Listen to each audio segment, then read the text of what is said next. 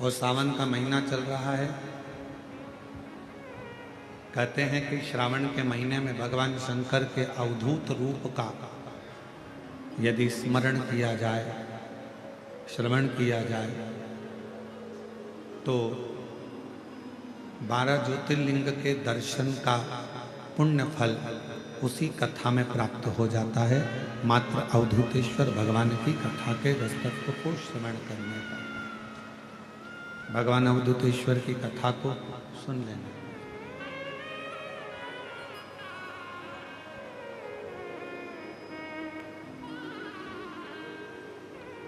और ये कथा 3 शब्दों से प्रारंभ हो रही है। कर्णप्रिय, वर्णप्रिय और धर्मप्रिय।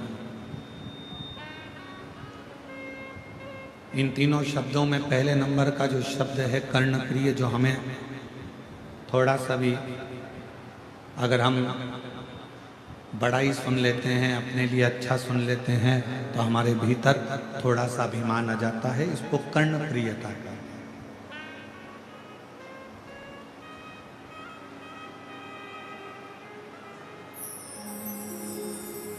एक बार अवधूतेश्वर महादेव की कथा कहती है, अवधूतेश्वर नाथ की कथा कहती है कि एक बार इंद्र को लगा कि मैं देवगुरु बृहस्पति महाराज के पास में जाता हूं।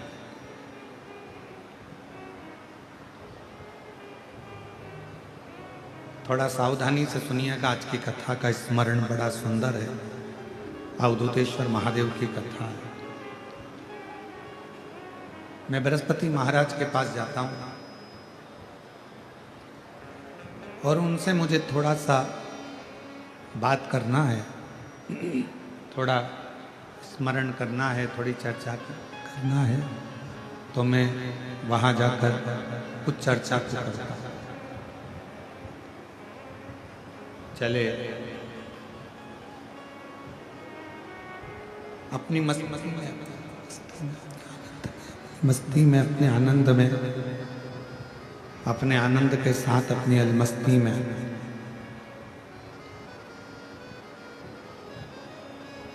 इंद्रदेव ऐरावत पर बैठकर हाइस हाइस आ रही है, हाइस, उसको थोड़ा ठीक करिए। ऐरावत पर बैठकर इंद्रदेव बृहस्पति महाराज के घर पहुंचे, उनके कुटिया में। और बृहस्पति महाराज, शंभु शंभु शंभु, बृहस्पति महाराज की कुटिया में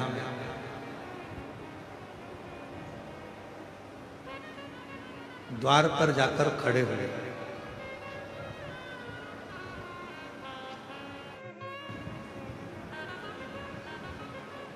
अवधूतेश्वर महादेव की कथा कर रहे हैं। भगवान शिव का चरित्र कर रहा है। इंद्रदेव बृहस्पति बाबा के द्वार पर पहुंचे और बृहस्पति बाबा के द्वार पर पहुंचकर उन्होंने आवाज लगाया, गुरुदेव हैं, गुरुदेव हैं। जब बार बार आवाज लगाया गया, बृहस्पति महाराज की धर्मपत्नी शुभा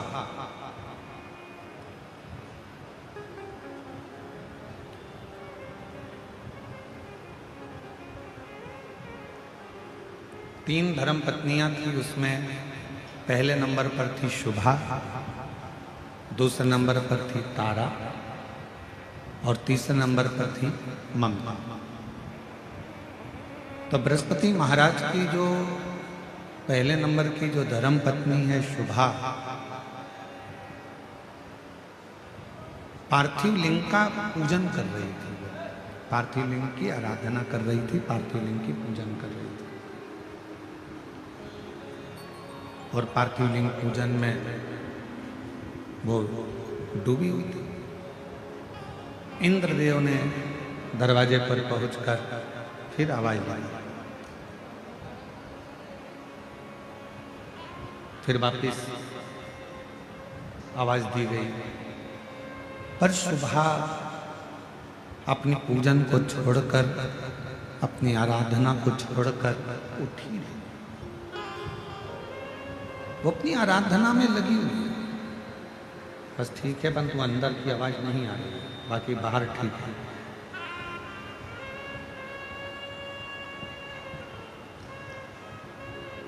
शुभा अपनी पूजन छोड़कर उठी नहीं। इंद्रदेव ने फिर आवाज दी और इंद्रदेव ने वापस आवाज लगाई, पर शुभा के कानों में ऐसा नहीं कि शब्द नहीं जा रहा था। बृहस्पति बाबा की धर्मपत्नी के कानों में शब्द जा रहा था,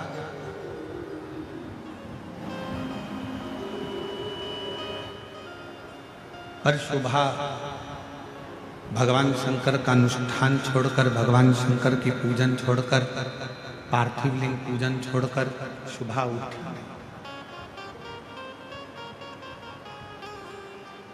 शिव महापुराण की कथा कहती है,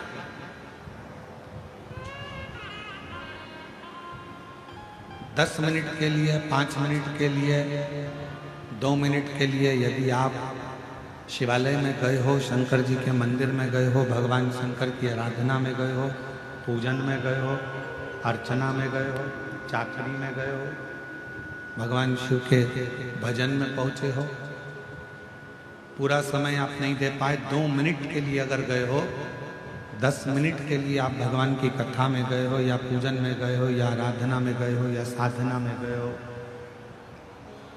तो वो 2 मिनट आपका फिर दूसरों के लिए नहीं होना चाहिए।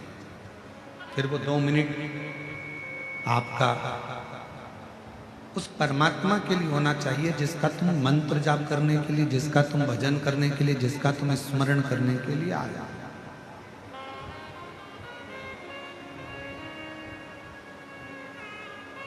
और मैंने तेरे ही भरोसे बाबा, तेरे ही भरोसे हवा बीच उड़ती जावांगी बाबा, डोर तो चढ़ना में कटी जावांगी।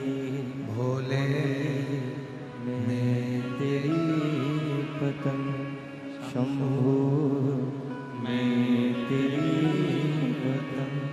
हवा विच उड़ती जावांगी बाबा, डोर तो छड़ीना में कटी जावांगी। जितनी देर आप भगवान शिव की आराधना में लगा रहे हैं, जितनी देर आप भगवान शंकर को दे रहे हैं, 2 मिनट भी अगर आप भगवान शिव को दे रहे हैं, 5 मिनट भी आप यदि भगवान शंकर को दे रहे हैं, तो उस 5 मिनट पूरा शिव का, पूरा शिव।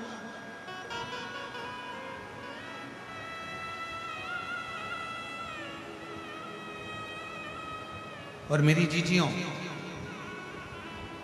5 स्थान बताए हैं,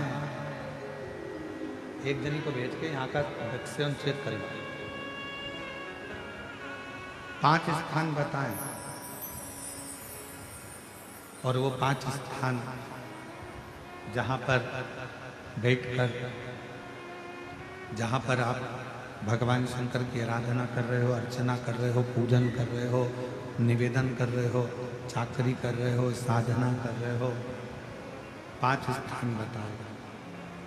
उन 5 स्थान पर भले 2 मिनट के लिए आप लोग रहें, या 4 मिनट या 5 मिनट के लिए आप लोग रहें, और 4-5 मिनट के लिए भले आप रहें, पर उस 2-5 मिनट में भी आपका ध्यान कितना केंद्रित होना चाहिए वो स्थान बता, कितना केंद्रित होना चाहिए। पहला,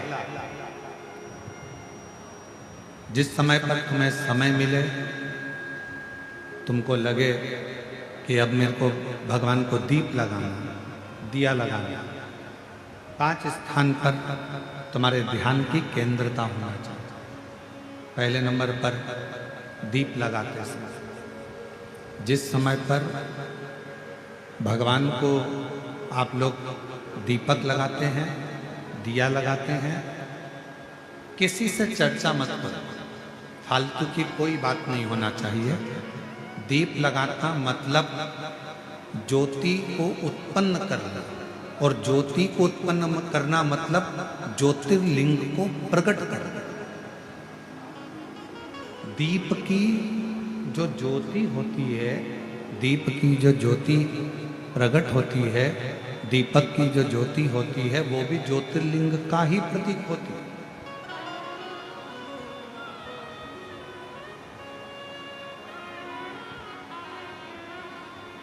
दीपक की जो ज्योति है वो ज्योतिर्लिंग का ही प्रतीक है, ज्योतिर्लिंग का। इसलिए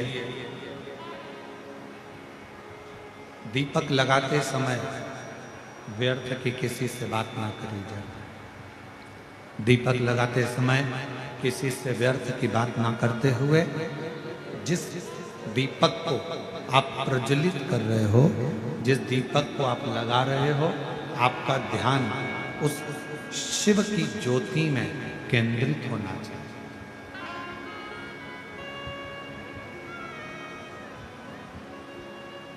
भगवान शंकर की ज्योति में आपका ध्यान केंद्रित।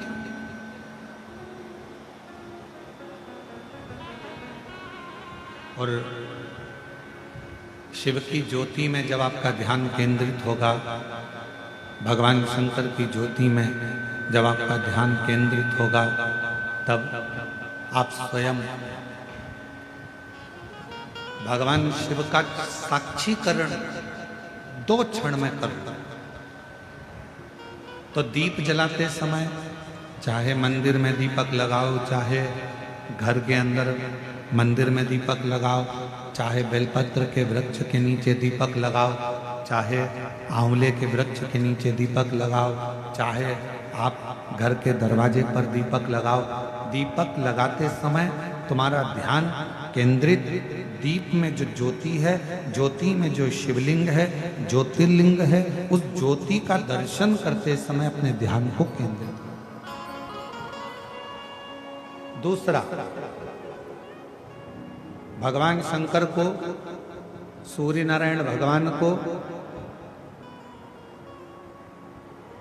तुलसा महारानी को, बेलपत्र को, आंवले के वृक्ष को, पीपल के वृक्ष को, बट वृक्ष को, शमी वृक्ष को जब आप जल चढ़ाएं, तो जल चढ़ाते समय भी व्यर्थ की बातें ना करते हुए, जल चढ़ाते समय जल की जो धार है, उस धार पर अपना ध्यान केंद्रित होना चाहिए।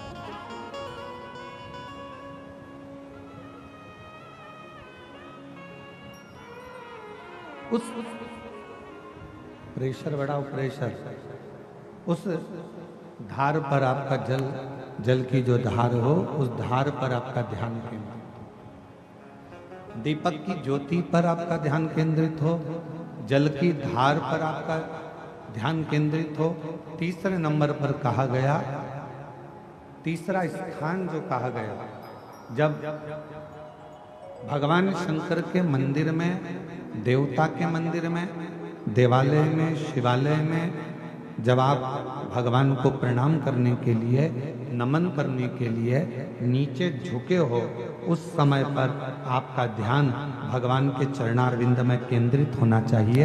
ये तीसरे नंबर का स्थान है।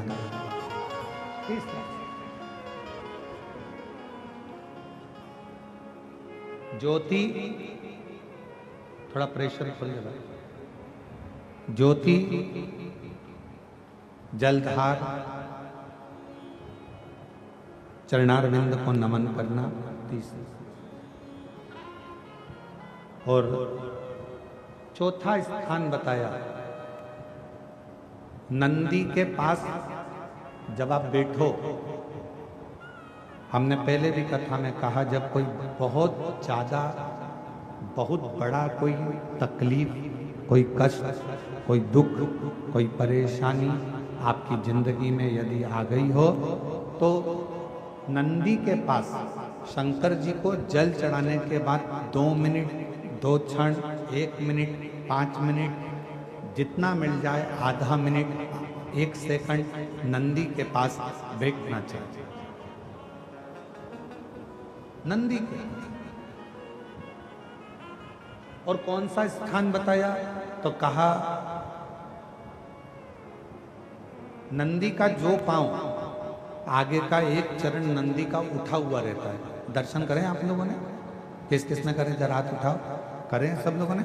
नंदी का आगे का एक पांव उठा हुआ होता है।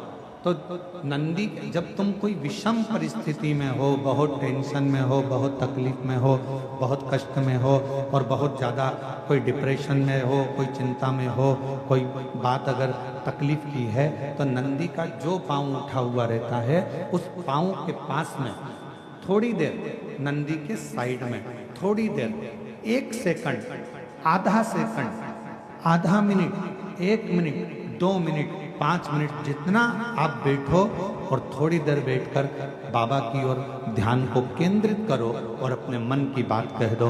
वो चौथा स्थान बताया, मन को केंद्रित करने।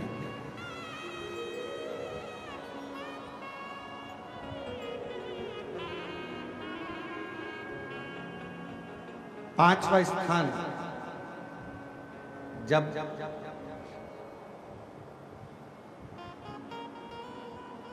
सही मार्ग नहीं मिल रहा हो, कोई सही रास्ता नहीं प्राप्त हो रहा हो, सही मार्ग नहीं मिल रहा हो, तो पांचवा स्थान, यदि मेरे महादेव के शिवलिंग के ऊपर जलाधारी लगी हो,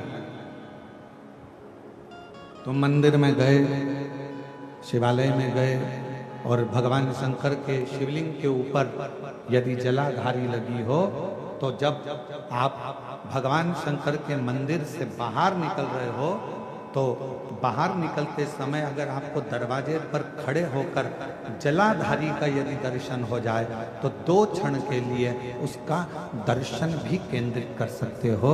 ये 5 स्थान ऐसे हैं जिन स्थान पर अपने भगवान के चरणारविंद को, भगवान के दर्शन को केंद्रित किया।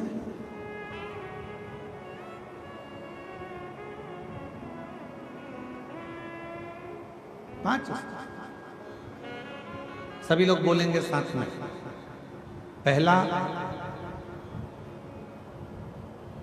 जम के बोलो जरा, जम के बोलो, आवाज नहीं आ रही है।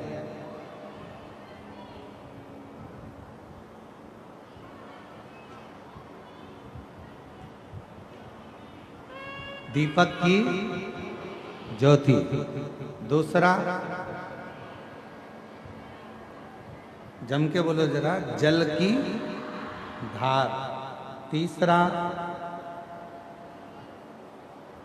चरणों को प्रणाम करना। चौथा, नंदी के पास में, चरण के पास में बैठकर अपने मन की दशा को कहना। और 5वां, भगवान के ऊपर जो जलाधारी लगी होती है, उस जलाधारी का दर्शन कर कर फिर अपने घर की। 5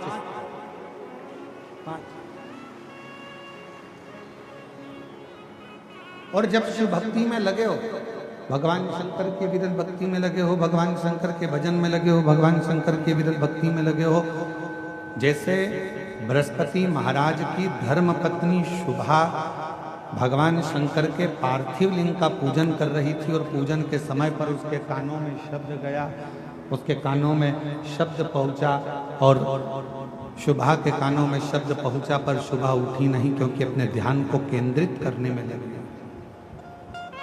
उठी नहीं। बाहर खड़े हुए इंद्रदेव को, बाहर खड़े हुए इंद्रदेव को क्रोध आ रहा था। बाहर जो इंद्रदेव खड़े हैं उनको गुस्सा, क्रोध आ रहा। और क्रोध किस बात का आ रहा है कि मैं दरवाजे पर खड़ा हूं, देवराज इंद्र दरवाजे पर खड़े हैं और ये मुझे कोई लेने के लिए, कोई बुलाने के लिए, कोई दरवाजे पर आया ही नहीं, कोई द्वार पर पहुंचा ही नहीं।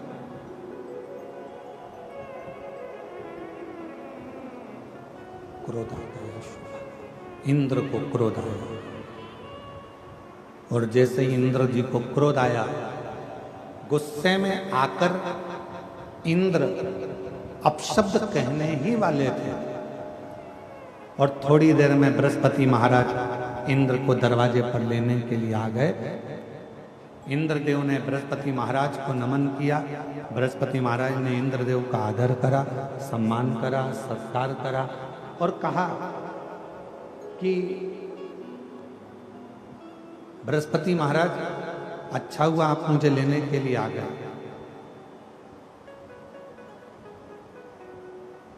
आपकी धर्म पत्नी शुभा वहां बैठकर पूजन कर रही है, आराधना कर रही है, चाकरी कर रही है, विनय कर रही है और वो शुभा फिर भी मेरे शब्द को सुनकर भी मेरे पास में नहीं आ रही प्रणाम करने, नमन करने, मुझे आतिथ्य देने के लिए।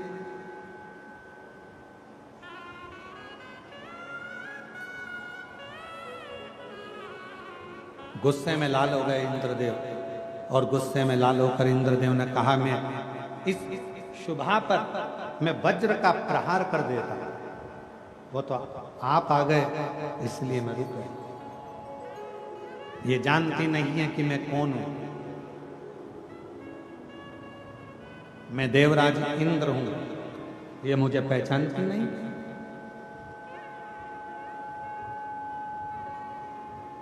ये मुझे जानती नहीं क्या?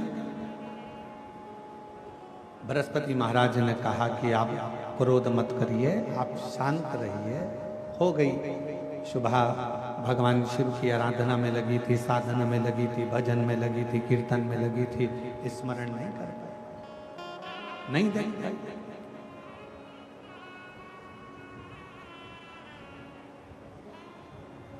तभी बृहस्पति महाराज के मन में आया कि इंद्रदेव थोड़ी सी देर में क्रोध कर देते हैं, जरा सी देर में गुस्सा कर देते हैं और जरा सी देर में इनको अहंकार प्रकट हो जाता है, अभिमान प्रकट हो जाता है, अभिमत्ता इंद्र के अंदर प्रकट हो जाती है। इतनी अभिमत्ता, इतना अहम इंद्र के अंदर आ गया है कि क्रोध इंद्र के सम्मुख में बार बार आ जाता है।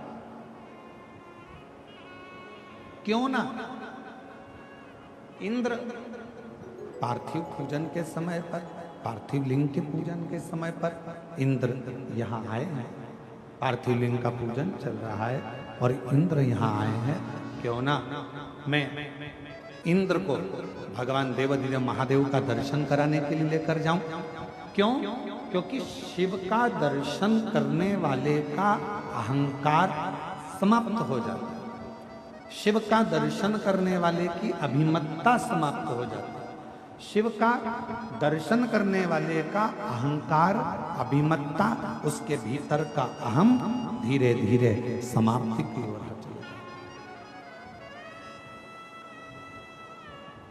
क्यों ना मैं जाऊं, मैं पहुंचूं। बृहस्पति महाराज ने तुरंत इंद्रदेव से कहा कि आप हमारे साथ में चलो, आप हमारे साथ चलो, हम और आप भगवान देवाधिदेव महादेव का दर्शन करने के लिए चलते। और इंद्रदेव के साथ में भगवान बृहस्पति और बृहस्पति भगवान के साथ में इंद्रदेव दर्शन के लिए चले, दर्शन को चलते। अब चलते चलते चलते चलते शिवजी को भान हो गया। शिव महापुराण की वायव्य संहिता कहती है, जब कोई स्त्री, पुरुष, मनुष्य कोई भी शंकर जी के मंदिर की ओर आगे बढ़ता है, शंकर जी के मंदिर की ओर जाना चाहता है, जब कोई स्त्री पुरुष मनुष्य शिवालय की ओर आगे बढ़ता है, तब भगवान शंकर का ध्यान उस मनुष्य पर पड़ जाता है। भगवान शिव का ध्यान उस मनुष्य पर हो जाता है। और मनुष्य का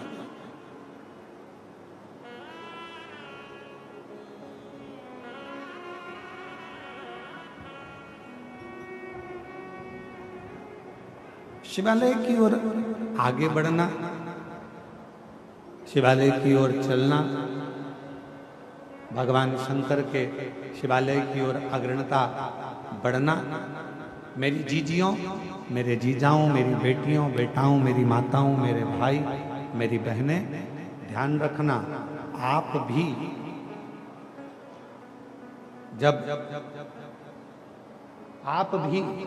जब भगवान शंकर के मंदिर की ओर एक लोटा जल लेकर जाते हो, आप भी जब भगवान शंकर के मंदिर की ओर एक लोटा जल लेकर आगे बढ़ते हो, तो कभी ये मत सोचना कि हमें कौन देख रहा है कौन नहीं देख रहा है। शिव महापुराण की वायव्य संहिता कहती है, जब कोई मनुष्य भगवान शंकर के शिवालय की ओर बढ़ता है, तब स्वयं त्रिकालदर्शी देवादिदेव महादेव की दृष्टि उस मनुष्य पर होती है, मानव पर होती है। और शंभो शरण में पड़ी मांगू घड़ी रे दुख काटो, दया करी दर्शन आपो। शंभो शरण पड़ी मांगू घड़ी रे दुख काटो, दया करी दर्शन आपो। जब आप और हम भगवान शंकर के शिवालय की ओर आगे बढ़ते हैं, जब आप और हम भगवान शंकर की ओर आगे बढ़ते हैं, शिव के मंदिर की ओर, शिवालय की ओर, शिव कथा की ओर, शंकर की अविरल भक्ति की ओर, भगवान शिव के भजन की ओर जब हम बढ़ते हैं, तब हमारे ऊपर शिव की दृष्टि जलती है। शिव की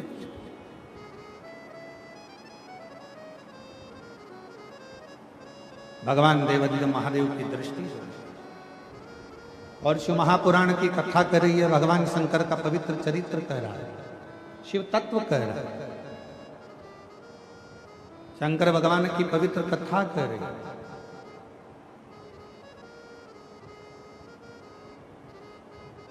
बृहस्पति देव और इंद्र देव दोनों जा रहे थे, और शंकर भगवान ने विचार कर लिया, ये मेरे पास आ रहे हैं तो क्यों ना मैं इनकी परीक्षा ले। और परीक्षा लेने के लिए भगवान शंकर वस्त्र विहीन, नग्न वेश,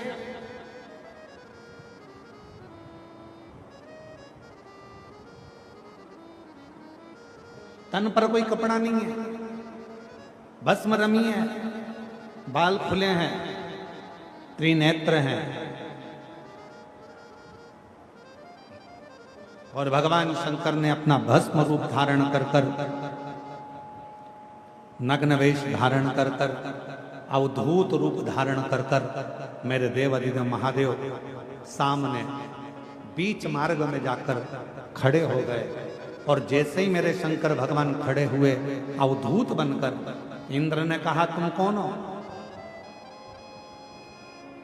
कौन हो?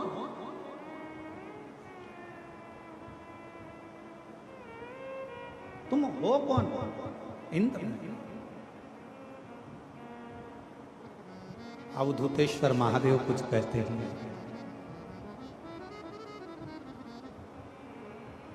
अवधूतेश्वर महादेव कुछ कहते ही नहीं, कुछ बोलते ही नहीं।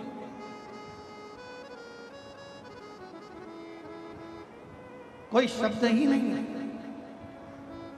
इंद्रदेव को फिर वापस क्रोध आया और इंद्रदेव ने कहा कि मेरे प्रश्न का उत्तर नहीं दे रहे हो तुम मेरे प्रश्न का उत्तर नहीं दे रहे हो। तुम जानते नहीं हो मुझको, मैं देवराज इंद्र हूं और तुम मेरे तिवारी जी, तुम मेरे प्रश्न का उत्तर नहीं दे रहे।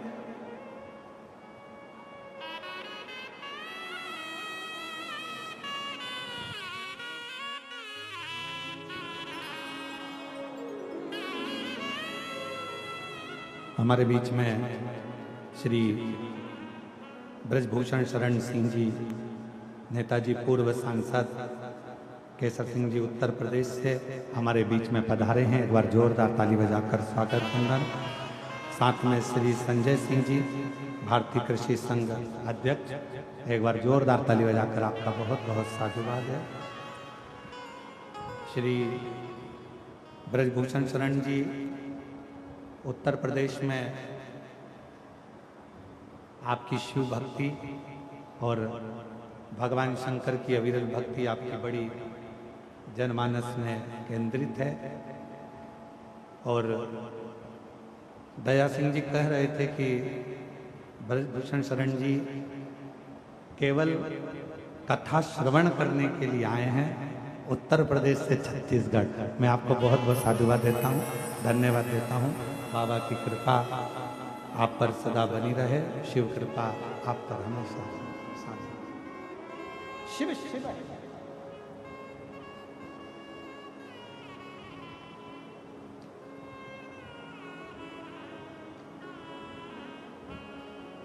भगवान शंकर की कथा कर रही है। इंद्र ने फिर कहा, इंद्रदेव फिर अपना उत्तर दो, तुम कौन हो? भगवान शिव कुछ कहते नहीं, कुछ नहीं। जब भगवान देवाधिदेव महादेव कुछ नहीं बोले तब इंद्र को फिर गुस्सा आ गया। अब की बार उसने वज्र उठाया और वज्र उठाकर भगवान शंकर की ओर फेंकने लगे। जैसे ही वज्र शिवजी की ओर फेंका वैसे ही भगवान शंकर ने उस वज्र के समेत इंद्र के हाथ को काट दिया। इंद्र का हाथ कटते ही इंद्र बिलखने लगे, रोने लगे।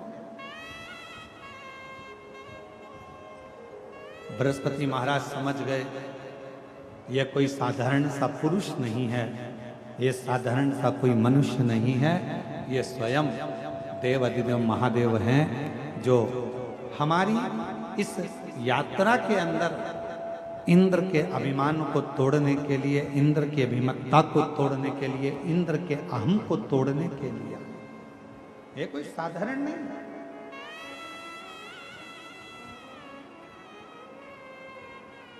बृहस्पति महाराज ने हाथ जोड़ लिए और भगवान शिव को नमन कर कर कहा, मैं पहचान नहीं पाया प्रभु आपको, आप अपना असली स्वरूप दिखाइए। शंकर भगवान तुरंत क्रोध में लाल हो रहे थे। उन्होंने अपनी तीसरी नेत्र के द्वारा इंद्र को भस्म करने के लिए ज्वाला प्रकट कर दी।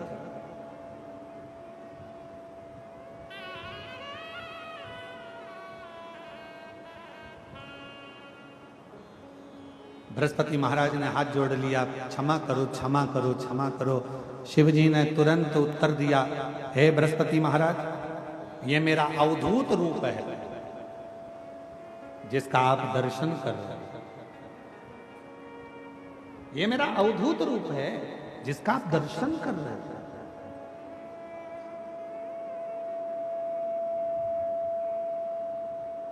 हे बृहस्पति महाराज, आप कह रहे हो कि इंद्र को मैं क्षमा कर दूं, मैं इंद्र को क्षमा कर देता हूं, उनका हाथ भी जोड़ देता हूं, उनका वज्र भी उनके पास में रख देता हूं, पर मेरी तीसरे नेत्र की ज्वाला जो ज्योति निकली है, जो प्रकाश निकला है, इस अग्नि को मैं कहां दूं? इस क्रोध को, इस अग्नि को मैं कहां स्थापित करूं? बृहस्पति महाराज ने हाथ जोड़ लिए आप करुणा करेंगे तो सब करुणा करेंगे, आप कृपा करेंगे तो सब कृपा करेंगे, आप दया करेंगे तो सब दया करेंगे। आप कृपा करिए, दया करिए, करुणा करिए।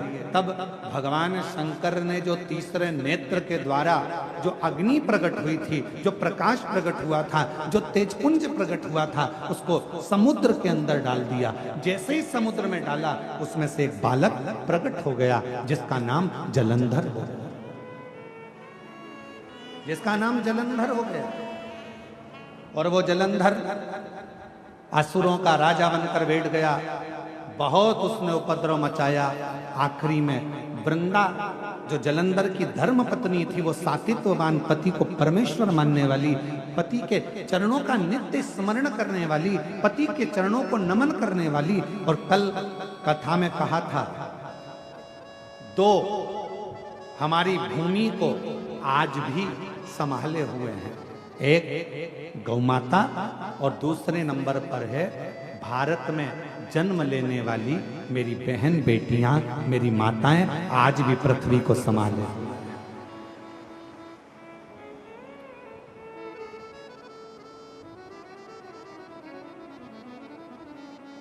आज भी भारत की भूमि पर जो बेटियों का जन्म होता है, भारत की भूमि पर जो लड़कियों का जन्म होता है, जो कन्या का जन्म होता है, जो बेटियों का जन्म होता है, भारत की भूमि पर जितनी बहनें हैं, भारत की भूमि पर जितनी बहुएं हैं, भारत की भूमि पर जितनी दीदियां हैं, भारत की भूमि पर जितनी माताएं हैं, भारत की भूमि पर जितनी स्त्रियां हैं, भारत की भूमि पर जितनी नारियां हैं, आज भी हमारी भारत माता की भूमि को संस्कारों में अगर संजो रही हैं, तो ये भारत की माता हैं जो संस्कारों की दैनी है, संस्कारों को संजोने वाली।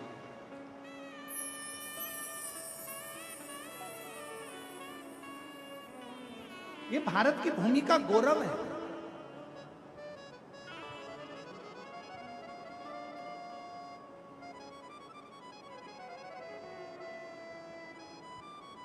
और फिर निवेदन करेंगे, बेटा जन्म लेता है भाग्य से और बेटी जन्म लेती है सौभाग्य से। अगर तुम्हारे घर में बेटी का जन्म हुआ है तो तुम्हारा भाग्य 100 गुना प्रबल हुआ है। तुम्हारे भाग्य की सराहना है जो तुम्हारे घर में बेटी ने जन्म लिया।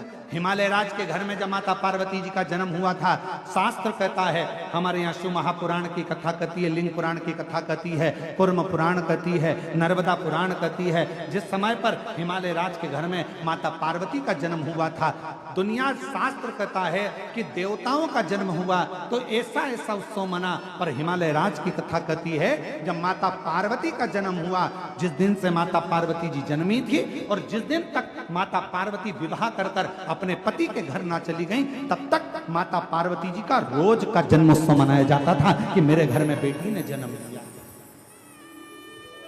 बेटी ने जन्म लिया। इतना गौरव हमारे भारत माता की बेटियों में है, इतना गौरव।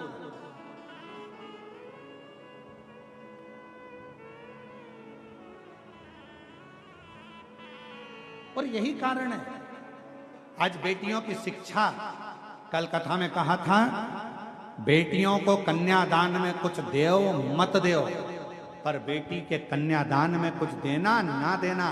पर इतना याद रखना, तुम्हारे घर में अगर बेटी जन्म ले ले तो उसको अच्छे कॉलेज में, अच्छे स्कूल में अच्छी शिक्षा जरूर देना, अच्छा संस्कार जरूर देना, तो बेटी को कन्यादान देने की जरूरत नहीं पड़ेगी। आपकी बेटी खुद ज्ञानवान रहे, उसका कन्यादान ही उसकी शिक्षा है।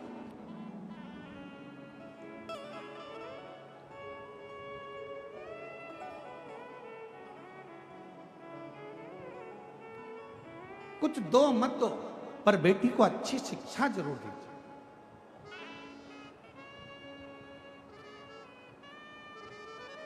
अब हम आपसे पूछें, तुम्हारे घर में बच्चा जन्म लेता है तो कितने दिन तक उत्सव मनता है?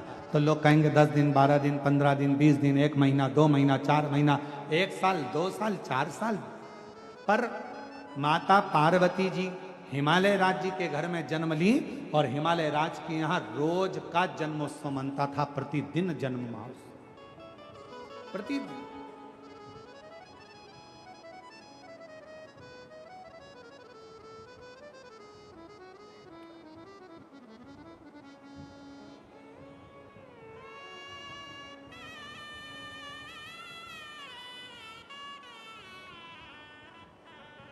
और गोरा भई महा गौरा भई है, गोरा भई महा गौरा भई।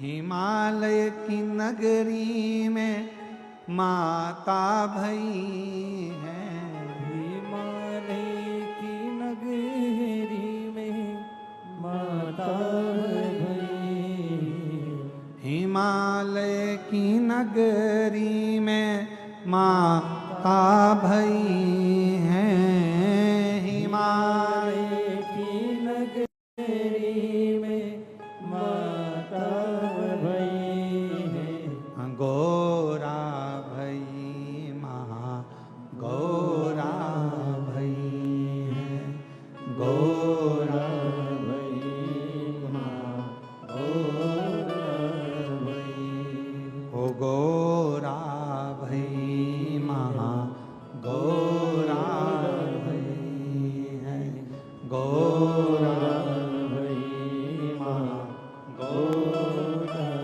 भई। माता पार्वती जी का नित्य नूतन आनंद के साथ जन्मोत्सव हो रहा है। वृंदा जलंधर जी के साथ में बिहार रही है और वृंदा का सातित्व, पति के चरणों का प्रेम, पति के चरणों का स्नेह, पति के चरणों की प्रीति, पति के चरणारविंद की पूजन वृंदा करती थी, जिसके कारणवश जलंधर और उत्पाती होता चलेगा। क्योंकि जलंधर को मालूम था जब तक वृंदा है तब तक मेरे प्राण नहीं जाएंगे, नहीं जाएंगे। पर गजब कब हुआ, जब जलंधर एक बार उपद्रव करते करते करते करते एक शिवालय के पास में पहुंच गया, और एक शिवालय के पास में जैसे ही पहुंचा, उस शिवालय में भगवान शंकर का शिवलिंग था, और जलंधर ने क्रोध में आकर उस शिवलिंग को उठाकर दूर फेंक दिया और तोड़ दिया। तब शंकर जी को क्रोध नहीं आया, शिव जी को क्रोध नहीं आया, क्रोध आया भगवान नारायण को, क्रोध आया भगवान नारायण को। और नारायण भगवान तुरंत क्रोध में लाल होकर तुरंत भगवान देवादिदेव महादेव के पास पहुंच गए। प्रभु गजब हो गया, अभी तक जलंधर यज्ञ नष्ट करता था, हवन नष्ट करता था, देवालय शिवालय आदि का नष्ट करता था, पर आज तो इसने गजब कर दिया, भगवान शंकर के शिवलिंग को ही उठाकर पटक दिया।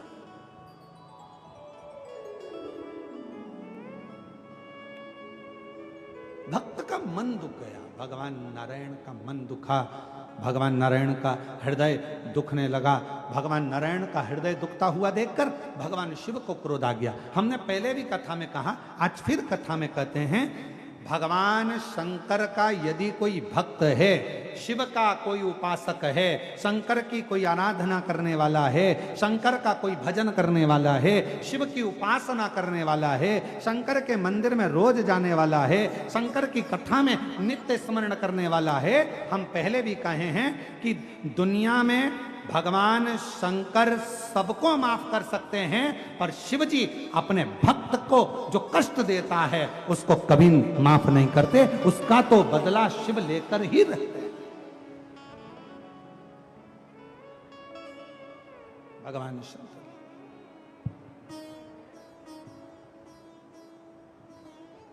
उसका तो बदला भगवान शिव लेकर ही रहते, लेकर ही।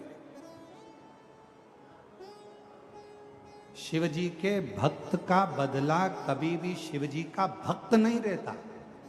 शिव जी के भक्त का बदला हमेशा देव अधिदेव महादेव। आप तो अपनी मस्ती में जीव, आग लगे बस्ती में, अपन रहो मस्ती में।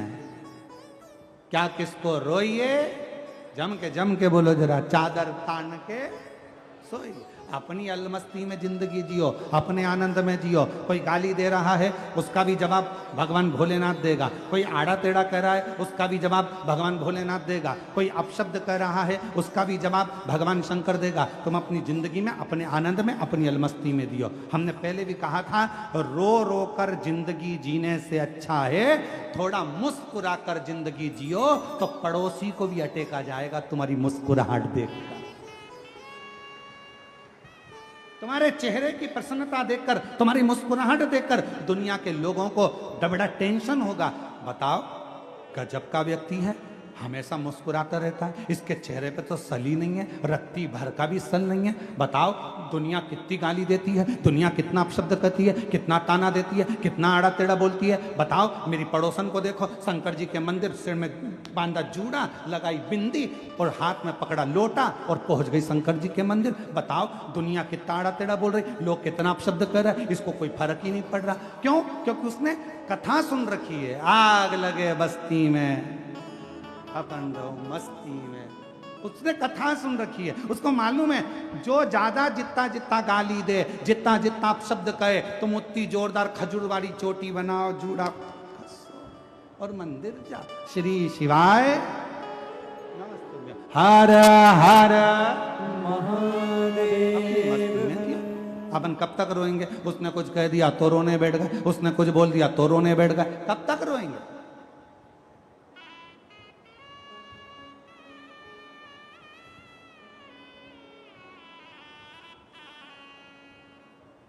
कब तक?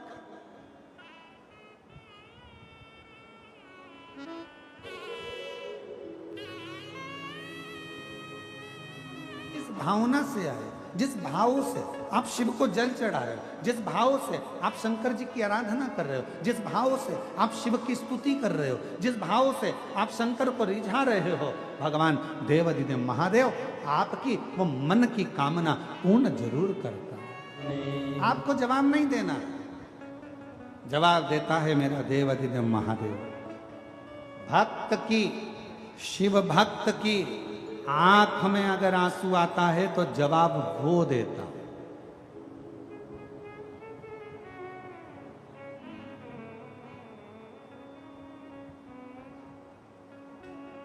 जितना भगवान का भजन कर कर बढ़ोगे उतना जीवन का एक सुख, एक आनंद प्राप्त होता चला जाएगा, एक सुख।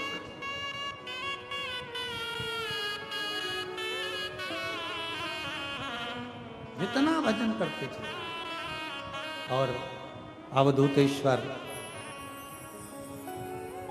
जलंधर की पत्नी वृंदा शिव जी के शिवालय में जाकर शंकर भगवान के शिवलिंग को तोड़ दिया। भगवान नारायण को दुख हुआ, शिव जी ने कहा आप चिंता मत करो, आप इसके सातित्व को डिगाओ, मैं जलंधर को मार दूं। सातित्व डिगा, जलंधर मरा और जैसे ही जलंधर के प्राण छूटे वृंदा की आंख में आंसू आ गए। हे नारायण, तुमने मेरे सातित्व को डिगाया है, मैं तुम्हें श्राप देती हूं कि तुम पत्थर बन जाओगे। और भगवान नारायण शालिग्राम बन गए। वृंदा तुलसी का पौधा बन गई, तुलसी का। शिव कथा कर रही है, एक इंद्र जी के अहंकार को तोड़ने के लिए इतनी बड़ी कथा का क्रम हुआ, इसलिए 3 शब्द बताए हैं शिव महापुराण में। पहले नंबर का है कर्ण प्रिय, दूसरे नंबर का है वर्ण प्रिय, तीसरे नंबर का है धर्म प्रिय। जो कर्ण प्रिय शब्द होता है ये हमें अहंकार उत्पन्न कर देता है। तुम ऐसे, मेरी जीजी ऐसी, वो ऐसा, वो ऐसा, हमारे अंदर अहंकार आ जाएगा। फिर दूसरे नंबर पर शब्द है वर्ण प्रिय। लोगों को लगता है कि मैं, मेरा समाज, मेरा परिवार, इसके आगे कुछ नहीं। परंतु तीसरे नंबर का जो शब्द है वो धर्म प्रिय है। हम जिस सनातन धर्म के अंदर जन्म लिए हैं, भारत मां की गोद में हमारा जन्म हुआ है, कितने किस्मत वाले हैं। विदेश में मरते तो एक्सपायर कहलाते, विदेश में मरते तो डेड बॉडी कहलाते, पर भारत की भूमि पर अगर प्राण छूटते हैं किसी ने भजन किया तो ठीक, ना किया तो ठीक, किसी ने मंत्र जपा तो ठीक, ना जपा तो ठीक, किसी ने भगवान का नाम लिया तो ठीक, ना लिया तो ठीक। भारत की भूमि पर अगर कोई गलत से गलत, पापी से पापी व्यक्ति भी मरता है तो वो एक्सपायर नहीं कहलाता, डेड बॉडी नहीं कहलाती, वो हमेशा एक ही चीज उसके नाम पर लग जाती है, वो है स्वर्गवासी। मतलब इतना पाप करा तो भी नाम किया गया स्वर्गवासी, क्योंकि भारत की भूमि पर जन्म लिया है। और भारत माँ एक ऐसी माँ है जिसकी भूमि पर जन्म लेकर अगर कोई मरता भी है तो वो नरक नहीं जाता, वो स्वर्ग जाता है। इसलिए उसके नाम के आगे स्वर्गवासी लिखा है। उसके नाम के आगे स्वर्गवासी लिखा होता है, उसके नाम के आगे एक्सपायर नहीं लिखा है। कोई गलत काम करने वाला भी मरेगा तो स्वर्गवासी लिखाएगा, कोई अच्छा काम करने वाला भी मरेगा तो स्वर्गवासी लिखाएगा। क्यों? क्योंकि भारत की भूमि पर जन्म लिया है उसने, भारत की भूमि पर प्राण। आज दुनिया के लोगों की दृष्टि भारत माता पर है। क्यों है? क्योंकि सब चाहते हैं अपना अपना देश छोड़कर, दुनिया के कई विदेशी भारत में आकर बस गए। क्यों? क्योंकि उनको मालूम है हमारे देश में मरेंगे तो एक्सपायर कहलाएंगे, और भारत भूमि पर अगर प्राण छूटेंगे तो स्वर्गवासी कहलाएंगे। भगवान के धाम में जाने में देरी नहीं लगेगी। यहां वो पासपोर्ट वीजा प्राप्त हो जाता है कि तुम्हें स्वर्ग जाने से कोई रोक नहीं पाता है। ये वो पासपोर्ट वीजा है भारत की भूमि।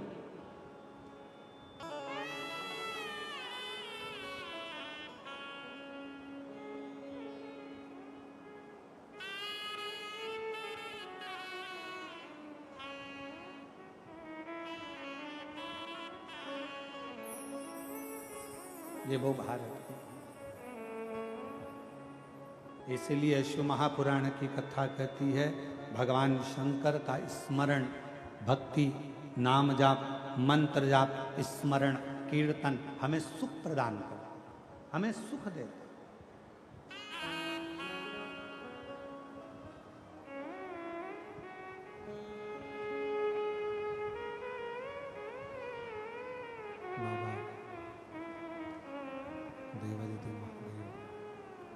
भगवान शिव गोगर्धानी त्रिकालदर्शी कैलाशी विनाशी भगवान शंकर की पवित्र कथा कर रही है। शिव महापुराण की कथा वर्णन कर रही है। कर्ण प्रिय,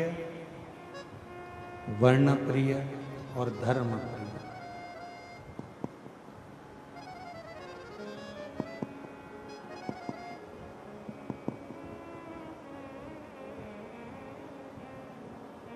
शिव गोगर्धान में भगवान शंकर त्रिकालदर्शी कैलाशी अविनाशी शंभु, दुनिया के पालनहारा मेरे शंकर भगवान, मेरे त्रिकालदर्शी, मेरे कैलाशी अविनाशी, उनकी जो भक्ति है, उनका जो भजन है, उनकी जो भक्ति है, उनका स्मरण, उनकी भक्ति इतनी सरलता से नहीं मिलती।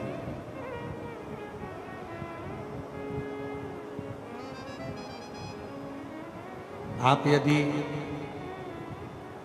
शिव महापुराण की कथा, बाहर की आवाज बढ़ रही है, अंदर की बढ़ानी नहीं रहा। आप यदि शिव महापुराण की कथा तक अगर पहुंचे हैं, भगवान शंकर की पवित्र कथा में अगर पहुंचे हैं, या शिवालय तक, भगवान के मंदिर तक, शिव के द्वार तक अगर पहुंचे हैं, तो ये हमारा पूर्व का कोई सुख हो। लाखों की भीड़ है, 5-5 पंडाल भरे पड़े हैं, और ग्राउंड भी इतना बड़ा, जयंती स्टेडियम की रोड पर भी लोग बैठे हैं और पूरा ग्राउंड भरा पड़ा। अब कोई पूछे कि ये क्या है, क्या है, तो कहा ये और कुछ नहीं, शंकर भगवान के प्रति आपका विश्वास, आपकी दृढ़ता और आपका भरोसा है, जो शिव पूरा करता है, जो भगवान शंकर पूरा। और मूल है ही है। सबसे मुख्य अगर कुछ है तो शिव पर करा विश्वास। कल कथा सुनी थी अपन ने, भगवान शंकर का मंगल विवाह पार्वती जी के साथ। क्या इतनी सरलता में माता पार्वती जी का विवाह शिव जी के साथ हो जाएगा?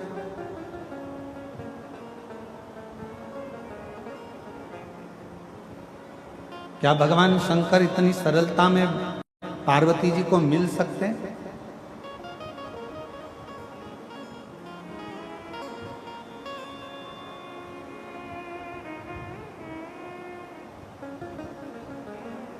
और हमारे बीच में श्री ब्रजभूषण शरण जी आए हुए हैं उत्तर प्रदेश से। मैं कहना चाहूँगा कि आप इतनी दूर से उत्तर प्रदेश से यहाँ तक शिव जी के लिए, भगवान शंकर के लिए आए, और मेरा देव अधिदेव महादेव की ये बड़ी करुणा और कृपा दया है जो आप शिव के लिए यहाँ तक पहुँचे हैं। तो एक ना एक दिन मेरा शंकर भी आपके दरवाजे तक जरूर पहुँचेगा, ये निश्चित। शिव भक्ति शंकर का साधु, शिव शिव है। हमारे सर्वज्ञ नारायण वाले महाराज जी बैठे हुए हैं। मैं उनके लिए भी कहूँगा कि आप प्रत्येक कथा में आपका आगमन और प्रत्येक कथा में शिव भक्ति के मूलता को धारण करने के लिए आप आते हैं। आपको भी साधुता देता हूँ बहुत। शिव तत्व किसको कहते हैं?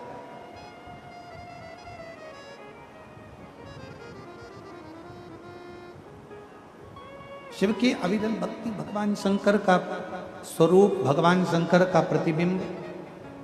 क्या शंकर भगवान की शादी, क्या शिव जी का विवाह माता पार्वती जी के साथ इतनी सरलता में हो सकता है क्या?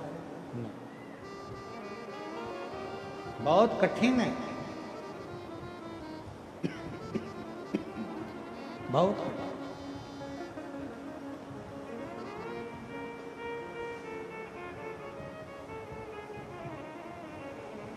पार्वती जी ने घोर तप किया, घोर।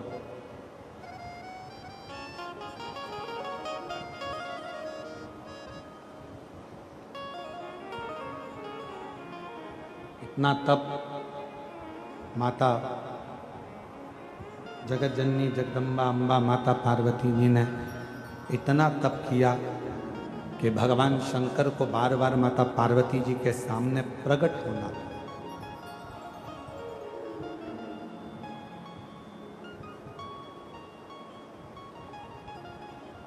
और एक बार नहीं, मेरे शंकर भगवान, मेरे उगड़दानी, मेरे शंभु, मेरे त्रिकालदर्शी, मेरे कैलाशी अविनाशी शिवजी पार्वती जी के सामने बार बार परीक्षा लेने के लिए जाते हैं और बार बार प्रकट होते हैं उनकी परीक्षा के।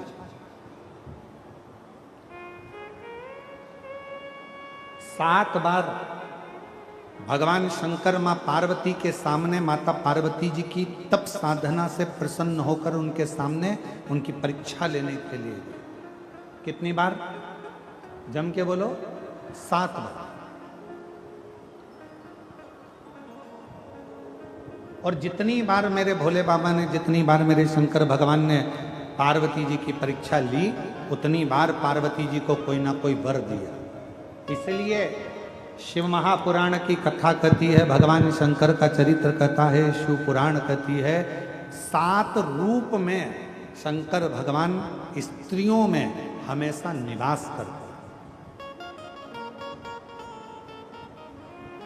अब मेरी जीजियों, दुनिया के लोग कुछ भी कहें, पर एक बात याद रखना कि प्रत्येक नारी के अंदर, प्रत्येक स्त्री के अंदर, प्रत्येक बेटी के अंदर, प्रत्येक बहू के अंदर, प्रत्येक भारत की भूमि हो चाहे संसार की किसी भी नारी हो, सभी नारियों के अंदर मेरे शंकर भगवान 7 रूप में निवास करते हैं।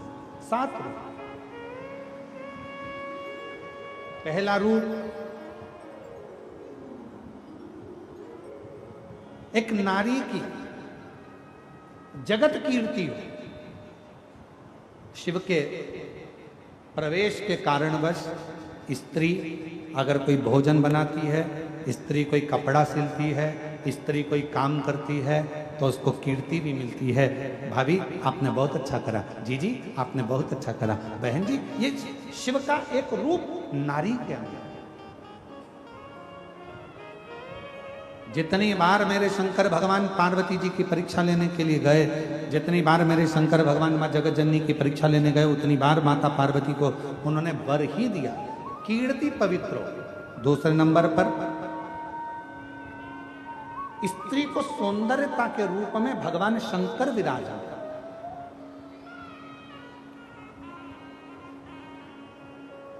एक पुरुष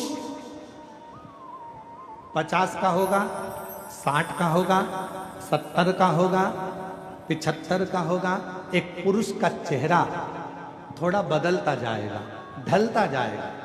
पर भगवान शंकर ने स्त्री को 7 रूप में प्रवेश दिया है, तो दूसरा रूप के रूप में भगवान शंकर का स्त्री में प्रवेश रहता है।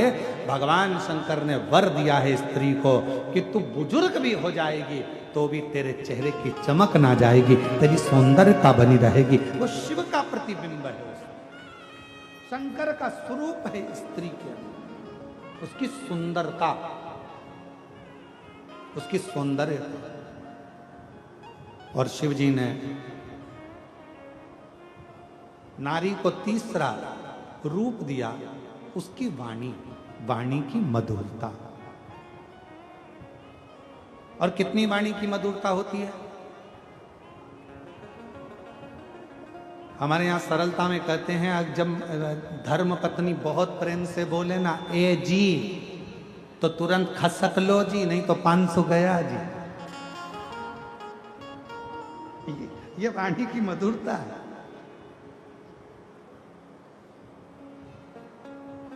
ये वाणी की श्रेष्ठता है। एक पति की पत्नी मायके गई हुई थी और मायके से आई वापिस, पति बेचारा नोट जोड़ रहा था।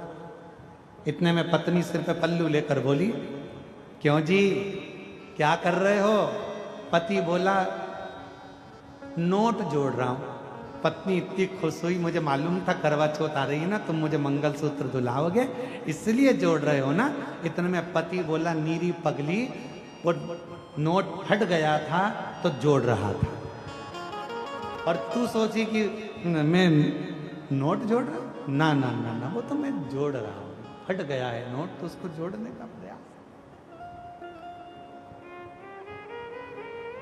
नारी को 7 रूप में शिवजी नारी के अंदर विराजमान रहते हैं।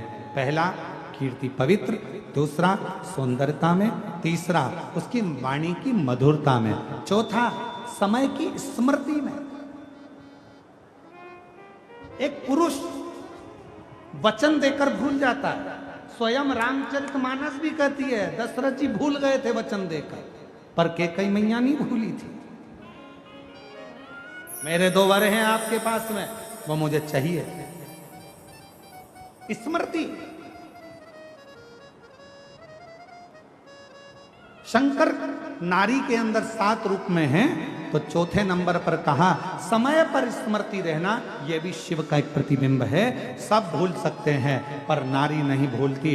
एक बार जब लड़की ब्याह कर कर अपने ससुराल आती है और शादी के कुछ ही समय होते हैं और सास जो जो कहती है बहू कान में ऐसा भरकर रखती है कि मरते दम तक उस बहू को वो सास की बात याद रहती है। और सास मरकर भी चली जाती है ना, तो वो अपनी बहू को भी बताती है हमारी सास ऐसी थी।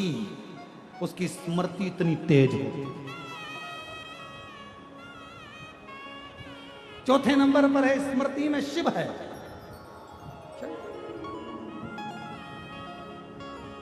और 5वें नंबर पर शंकर भगवान नारी के अंदर हैं धारण शक्ति में। किसी की सामर्थ्यता नहीं है कि नारी जैसे गर्भ में अपना बच्चा रखती है 9 महीने तक, उसकी धारण शक्ति कितना कष्ट, कितनी तकलीफ। कहते हैं एक नारी जब अपने शिशु को, बच्चे को जन्म देती है तब उसका दूसरा जन्म होता है। इतनी धारण शक्ति नारी में होती है। कौन देता है? नारी में धारण शक्ति कौन देगा? वो देता है देव अधिदेव महादेव। शिव के स्वरूप में धारण शक्ति भी विराजमान रहती है, धारण। और छठे नंबर पर है जो भगवान शंकर स्त्री में रहते हैं, वो धैर्य। स्त्री में जो धैर्य है वो शंकर का एक प्रतिबिंब है, शंकर का एक स्वरूप है। धारण शक्ति शिव का एक स्वरूप है, स्मृति शिव का एक स्वरूप है, मीठी वाणी शिव का एक स्वरूप है, सुंदरता शिव का एक स्वरूप है, कीर्ति की पवित्रता शिव का एक स्वरूप है। और छठे नंबर पर है उसकी धैर्यता। नारी धैर्य बहुत रखती है। होगा, तुम चिंता क्यों करते हो? कर्जा हुआ है ना, टेंशन मत लो, अपन सब अच्छे से होगा। चिंता क्यों करते हो? शांति तो रखो, सब अच्छा होगा। धैर्यता, उसके भीतर धैर्य है, थोड़ा शांति कर लेती है, होगा, समय आएगा, हो जाएगा। और 7वें नंबर पर है जो शंकर का प्रतिबिंब है 7वें रूप में, वो है नारी का क्षमा की मूर्ति। नारी, कोई कितना भी बुरा कर चले जाए, कितना भी बेकार, ये स्पीकर उनकी आवाज खोल दो, कोई कितना भी कहकर चले जाए, कितना भी बोल कर चले जाए, कितना भी कोई कुछ कह दे, आखिरी में नारी उसको क्षमा कर ही देती है। नारी में क्षमा का भाव, वो शिव का प्रतीक। शंकर भगवान 7 स्वरूप में,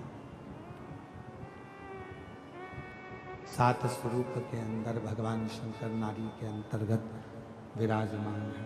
7 स्वरूप, और वो 7 स्वरूप कीर्ति की पवित्रता, सौंदर्यता, वाणी की मधुरता, समय की स्मृति, धारण शक्ति, धैर्य और क्षमा, ये वो 7 स्वरूप हैं जिन 7 स्वरूप में एक स्त्री के अंदर मेरा देव अधिदेव महादेव सदा विराजमान रहता है, उसको संभाले।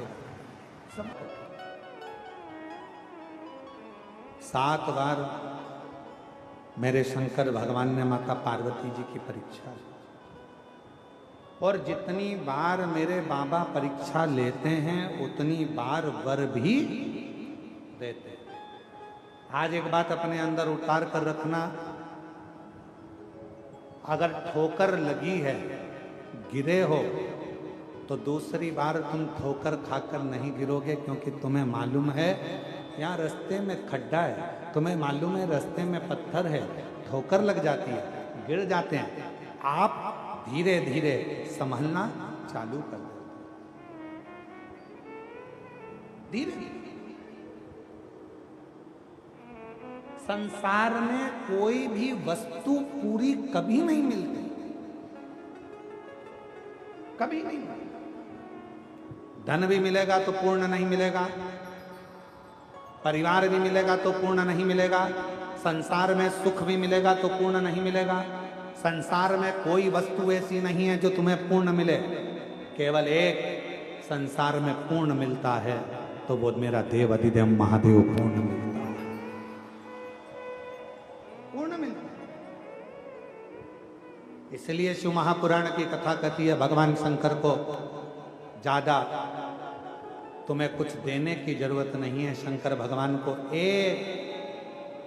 मात्र एक चावल का दाना, एक चावल का दाना मात्र, और वो भी पूर्ण, खंडित नहीं, आखा चावल, पूर्ण चावल, अगर एक देव अधिदेव महादेव को समर्पित कर। और हम तो फिर निवेदन करेंगे, एक अष्टमी, प्रदोष, शिवरात्रि, सोमवार, बोलते जाओ जरा, सब बोलो, कौन कौन सी तिथि? अष्टमी, प्रदोष, शिवरात्रि, सोमवार। अगर ये दिन तुमने बांध लिया कि मुझे एक चावल का दाना शंकर भगवान को समर्पित करना है, तुम थोड़े दिन, अष्टमी के दिन, सोमवारी के दिन, प्रदोष के दिन, महीने में एक बार आने वाली शिवरात्रि के दिन एक चावल का दाना समर्पित कर कर देखिए, फिर आपको मालूम पड़ेगा, 2-3 महीने के अंदर अंतर मालूम पड़ जाएगा कि तुम्हारी जिंदगी में कितनी उज्जवलता आती है, कितना आप सफल होते हैं, कितनी प्रबलता आपके जीवन में आती है। एक चावल का,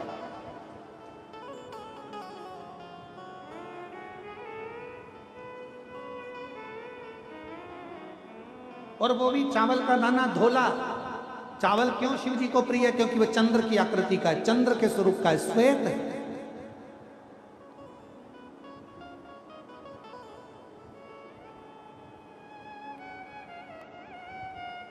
शिव उसको स्वीकार कर लेते।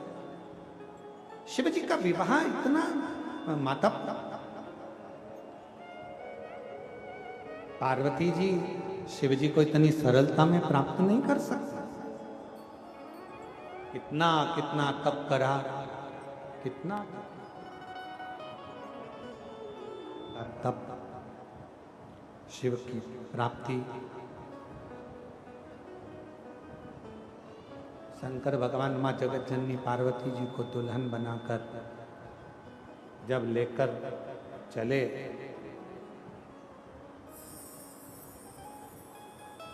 सर्वप्रथम मेरे शिव जी पार्वती जी को महाशमशान काशी लेकर,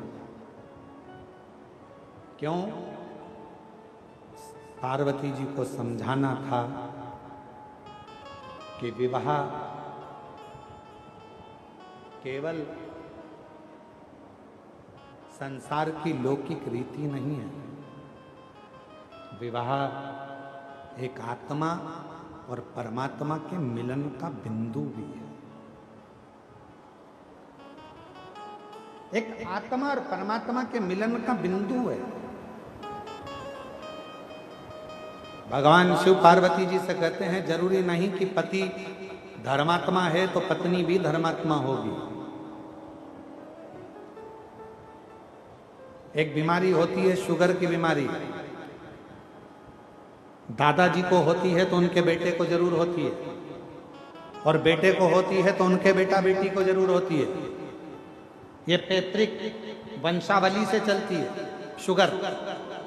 शुगर की बीमारी अगर पिताजी को है तो उसके बेटा बेटी को जरूर होगी, और बेटा बेटी को है तो उनके बेटा बेटी को जरूर होगी। आज नहीं तो कल होगी, पर होगी जरूर। शुगर की बीमारी वंश में, वंश क्रम में चलती है। पर पुण्यता, भजन, आनंद, शिव भक्ति ये वंशाती नहीं होती। हिरण्यकशिपु जैसे राक्षस के घर में भी प्रहलाद जैसा पुत्र हो जाता है, भगवान प्रहलाद का जन्म हो जाता है। कहां किसने सोचा? कहीं कहीं पिताजी धर्मात्मा है पर बच्चे धर्मात्मा नहीं हो पाते, कहीं कहीं पर पति पत्नी दोनों धर्मात्मा है पर औलाद धर्मात्मा नहीं हो पाती, भगवान पर विश्वास नहीं कर पाती, भगवत भजन नहीं कर पाती, स्मरण नहीं कर पाती। तो शिवजी पार्वती जी को महाशमशान ले जाकर ये बताना चाहते हैं कि यहाँ आत्मा और परमात्मा के मिलन का केंद्र बिंदु ये शिव तत्व है। संसार सागर में अगर जन्म लिया है, मृत्यु लोक में अगर आए हैं, संसार सागर में अगर आए हैं, तो ये शरीर एक ना एक दिन जलकर भस्म हो जाना है। और भगवान तभी फिर पार्वती जी को कैलाश पर लेकर गए और भगवान श्री गणेश जी महाराज का प्रागट्य माँ जगत जननी जगदम्बा अम्बा के यहाँ हो रहा है।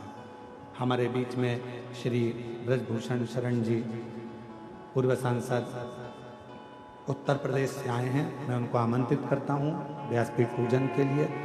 और साथ में संजय सिंह जी भारतीय कृषि संघ अध्यक्ष यहाँ आए हैं।